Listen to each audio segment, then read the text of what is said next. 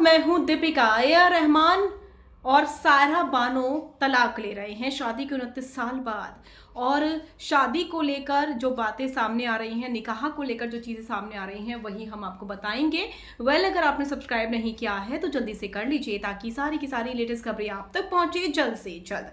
1995 में निकाह से पहले ए.आर. रहमान ने अपनी माँ से कहा था। ये बातें ए.आर. रहमान ने एक टॉक शो में बताई है, जो कि मैं आपको बताने वाली हूँ। उन्होंने कहा कि मैं काम में इतना मशरूफ रहता था कि मेरे पास लाइफ पार्टनर खोजने के लिए वक्त नहीं था। इतना ज़्यादा मग्न हो चुके थे वो अपने काम में, और उनकी उम्र हो रही थी उस समय 27 साल। तो उनकी माँ परेशान रहती थी, तो उन्होंने कहा कि अम्मी आप मेरे लिए दुल्हन ढूंढ लीजिए। लेकिन उसके लिए ए.आर. रहमान ने 3 शर्तें रखी थी, और वो शर्तें क्या थी चलिए आपको बताते हैं। उन्होंने कहा कि पहली शर्त तो ये होनी चाहिए कि लड़की खूबसूरत हो। तो ये ए.आर. रहमान की पहली शर्त थी, जो कि उनकी माँ ने मानी भी। सायरा बानो खूबसूरत रही थी उस टाइम पर।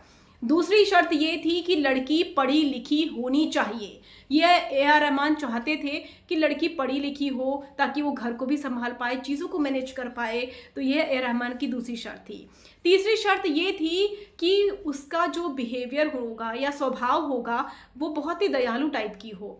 किसी को देखकर दया उन्हें आनी चाहिए। और ये ए.आर. रहमान की 3 शर्तें थी, जो कि उनकी माँ को सायरा बानो में दिखी, और उन्होंने सायरा को अपनी बहू बनाने का फैसला किया।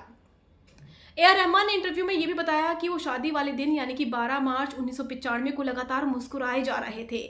इससे उनके चेहरे की मांसपेशियों में दर्द होने लगा था। रहमान की शादी चेन्नई की उसी बिल्डिंग में हुई थी जहां पर 2006 में उन्होंने AM स्टूडियो खोला। आपको बता दूं कि इनके 3 बच्चे हैं। खुशहाल जीवन शायद ये जी रहे थे, लेकिन चीज़ें सही नहीं चल रही थी, इसीलिए तलाक की अर्जी डाली।